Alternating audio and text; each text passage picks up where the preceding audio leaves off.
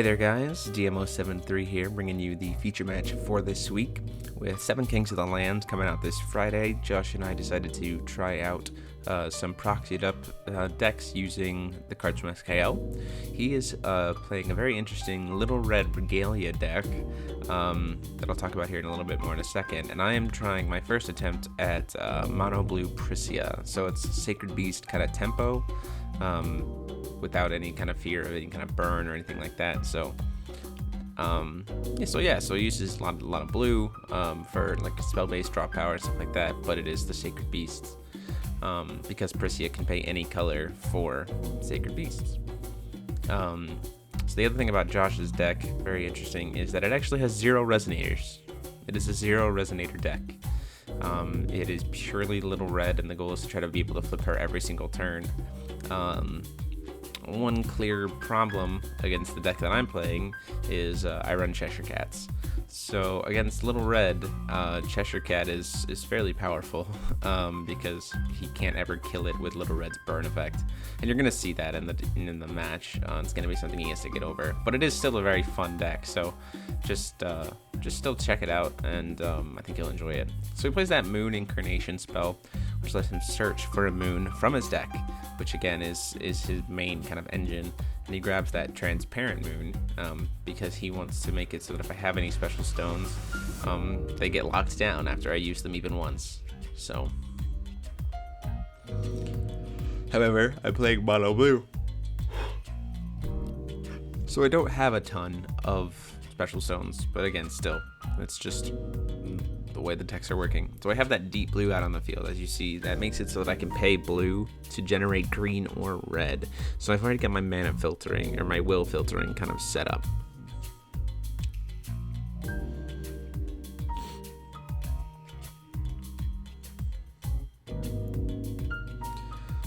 So here's kind of the moment that we get to see kind of what his deck is supposed to do. So he does that, puts out the Transparent Moon, which means he can flip this turn. Then he just plays Maribel, Leviathan, Gleipnir, or Levitine, Gleipnir, and the Scythe. So just 4 Regalia all at once, and then pulls in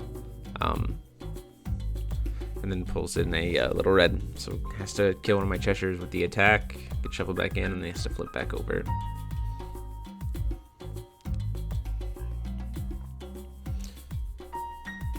So one thing to note that is going to make this interesting is because he has that Scythe, my Pricia actually loses some effectiveness as well, because Pricia, when she flips over, she can get a lot of different effects based on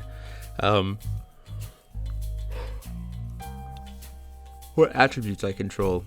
So, but I can't gain swiftness anymore. So I play the Turtle, the blue Sacred Beast, who has the effect of when it enters the field, you have to bounce a creature with total cost of like the number of Sacred Beasts you control. So I have to target something, so he has to target himself. But if I only have 1 Sacred Beast, so it doesn't matter, it won't resolve. So right there you see he's gonna try to kill with the enter effect of Little Red, but I play Alice Castling, which lets me kind of cycle through my Sacred Beasts and keep them protected. So he's attacking me for 12.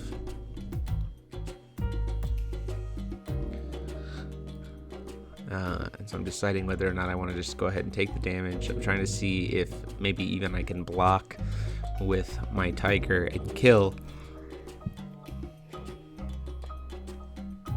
Which I can, but he can just give Little Red Imperishable with Levitine in response. So there's really no point in trying to kill it, because I'm just going to go -1. So I'm going to go ahead and just block with the Cheshire Cat. So one thing to note here, a misplay that I already made, is Alice Castling is part of its effect. I'm supposed to draw a card, and I missed the draw on that one. On future ones I don't, but on that first time, that was my first time playing the card at all, I forgot that you were supposed to draw a card after you use it.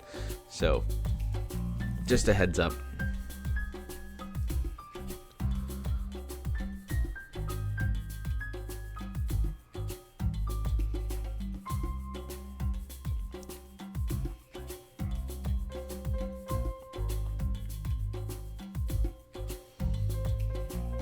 So I'm thinking about what to play here.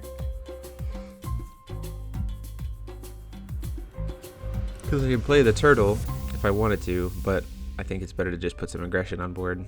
So I play the tiger, which lets me gain 400 life because I have 2 sacred beasts. And then I swing in with 1 and do 600 damage. So starting to kind of put some damage on the board.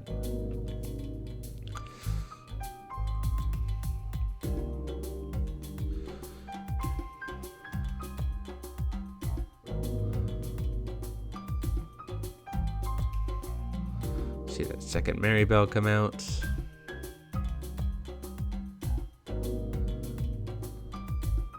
Uses the other Maribel or uses one of his Maribels to pop my deep blue. But that's okay, because I saved a deep blue in my hand for just such an occasion. I play the green Sacred Beast, which if I control another Sacred Beast lets me draw a card, which is always good.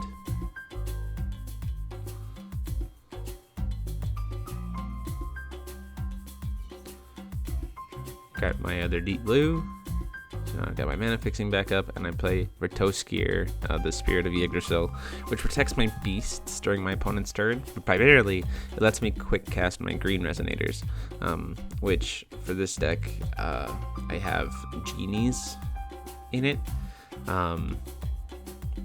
So that's the whole point there, to try to do some tempo bouncing. So I swing in with my 600, and then in response to no effects or anything like that, I use Zhangwu,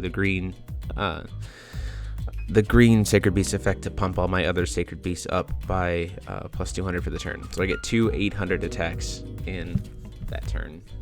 And then at the end of his turn, at the end of my turn, because Regalia is about to be hexproof, he uses Thunder on it to keep it safe. So there's Bloody Moon. In comes Little Red.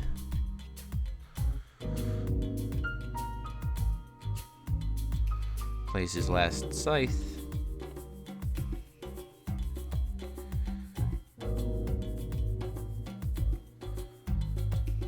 Kills my other tiger and pumps up the damage, pumps up to protect himself, protect Little Red so the Little Red doesn't get killed by the attack, the trade.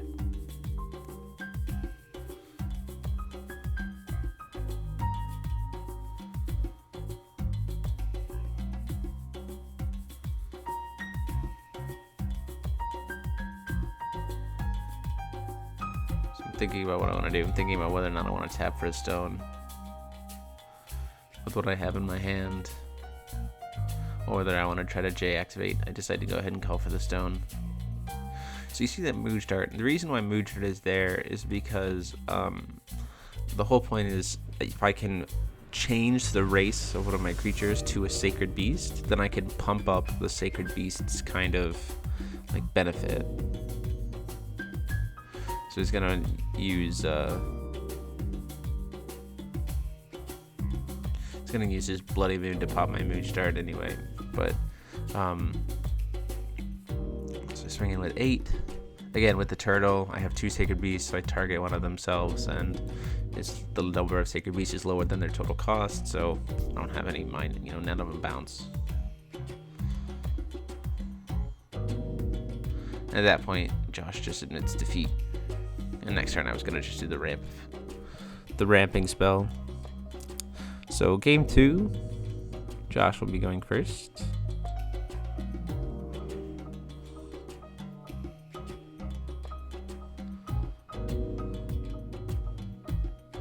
So I do enjoy this multi-Regalia deck. I think it's kind of silly.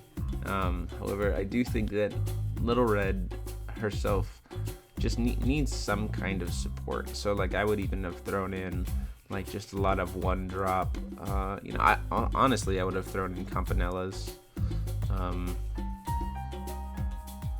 So at least to get that searching for being able to manipulate that a little easier. So turn 1 I play my Flute, my Regalia, and a Cheshire Cat. I'm thinking about what to put back on top of the deck.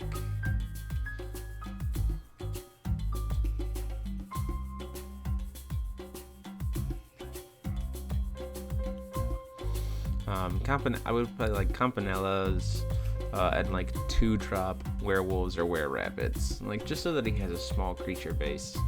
I mean, because he's using all these moons anyway, so he can get the pumps, he can get the benefits, and again, it's that kind of like doubly building momentum.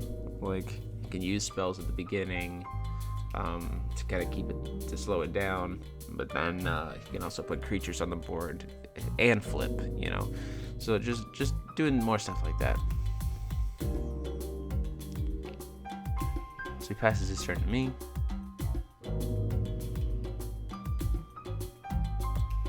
Play another Cheshire Cat. You'll notice those are not my normal Cheshire Cats. Mine are actually in Japan, thanks to my buddy Taylor Norris, who was invited to Worlds. I had him take those with him for getting them signed. So I play the red Sacred Beast, have it burn itself for 200 damage because it has to burn something, and then swing with its swiftness for 4. Very, very powerful card, especially because with Flute you can play it on turn 1, because Flute can tap to produce a will for a Sacred Beast. Honestly, I at first I didn't think the Fire Sacred Beast was that great, but after playing this match, it is hands down very, very important for a Sacred Beast deck. It is very powerful. The ability to put a swiftness 4/4 on board turn 1 that also can burn your opponent is your opponent's resonators is very good, very, very good. So Queen Jin comes in, I draw a card. Swing again for the 4.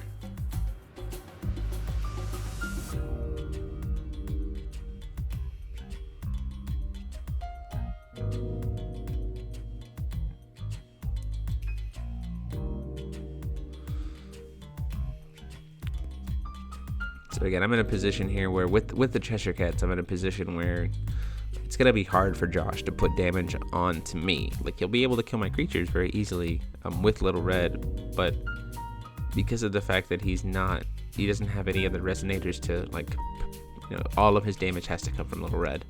It makes it very, very difficult because Cheshire Cat can't be targeted. So unless you can give flying to Little Red, which none of the Regalia do, we have an issue. So there's 2 sides, an Excalibur, Leviathan, and a Maribel for a flipped Little Red. He's trying to determine what he wants to burn. Burns the Queen Jin. And here's the thing, so I do Alice Castling, put Queen Jin on the bottom of the deck, pull out another Queen Jin, and draw 2 cards. Because I draw from Alice and I draw from Queen Jin. So then he decides to attack it. But again, I can block with Cheshire Cat.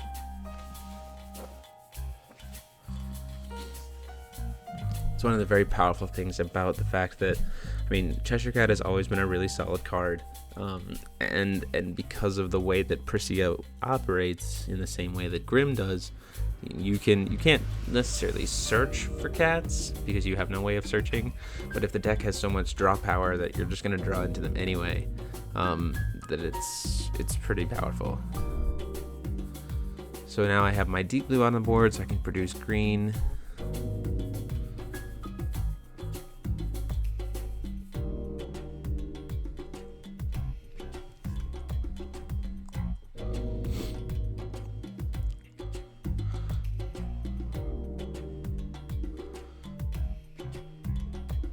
So I play another Firebird. In response to me playing the Firebird, he's going to try to pop my Deep Blue. I'm looking at my hand. I decided to float a green.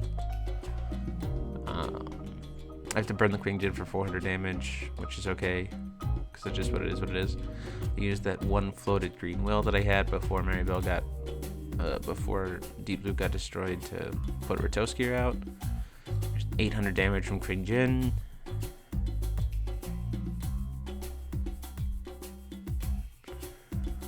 I'm at 24. And then another 6 and 6 from my 2 Firebirds because I pumped them up using Queen Jin's effect. So putting him down to 1200 life. Aqua Magic Tempest gets played, so it's going to return all of my resonators back to my hand. The only problem with that play being this: 1, I have Swiftness Resonators. 2, he had to tap to get a stone in order to be able to do that, so he's not even able to capitalize on the free turn.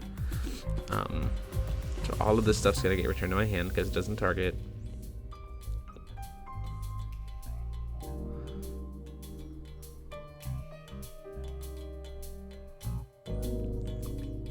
But he wasn't able to capitalize on it because Little Red wasn't able to flip because he had to still tap for a stone to be able to do that. So I'm able to just put pressure onto his board now very easily.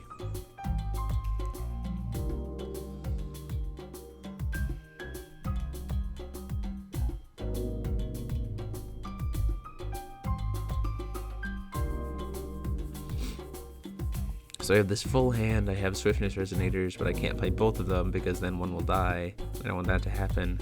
I finally hit another stone. He's got that Transparent Moon up. I call it as red. I actually call it as red for the strategy of the turn. This is actually a pretty interesting line of play. I was impressed. Again, this is why I think that Alice Castling is a really good card this set, and why I think Sacred Beasts have what it takes to do put in a lot of work. Because actually, I pump up to do 600 damage, so he's got 600 left.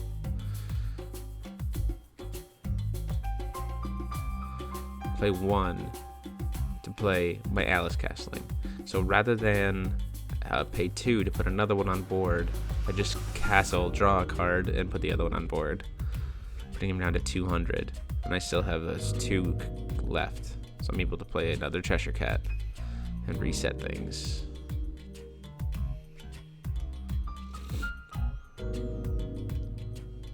Two Cheshire Cats and reset things. At this point, I'm trying to search for a deep blue. I'm trying to dig for a deep blue, because if I can get a deep blue, then I can use that pump spell, and I can get the pump spell and pump it even up my Cheshire Cats because it doesn't target. So you see I have the pump spell in my hand. I just need to be able to play it. So I discard one of my genies, which has shown to not be as effective as I thought it was going to be. Deck's definitely going to need some tweaks, but as a rough first draft, I think this was very good. So he's playing Moon Incarnation with the Incarnate cost, or the Awakening cost, which lets him grab Moon and put Moon into play almost immediately. So he puts it into his hand and then puts a Moon from his hand into play, but he can put the one that he just searched, because that's how effects resolve. So Pale Moon gets put into his hand, Pale Moon gets put into play.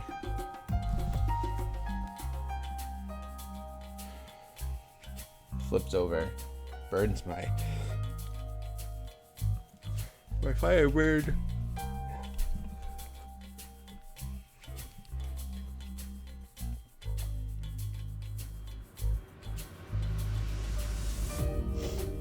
Flips back over, and again, as I said, if I get a deep, I even said it, it's like if I get a deep blue, it's just over.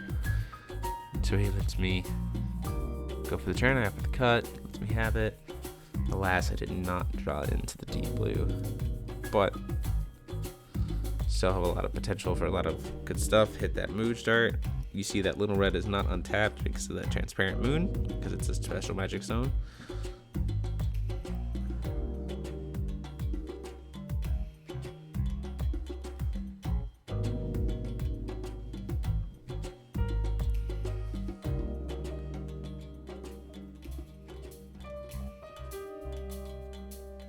So play the Tiger, gain 200 life, and Queen Jin so that I can draw a card. Again, trying to draw into that deep blue. So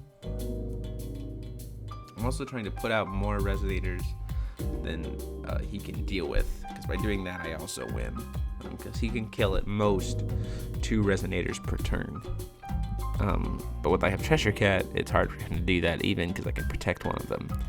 So as you see, he goes for the target attack, I block. And he has to pass. So that's one of the downsides, I think, of Josh's deck, is that at most he can kill 2 Resonators in a turn. At most. But the downside of my deck being that because I went with a mono blue style, I actually do lock myself out of some cards. So it uses that Pale Moon to bounce my guy back when I declare the attack to try to end the game, but then I had the Swiftness.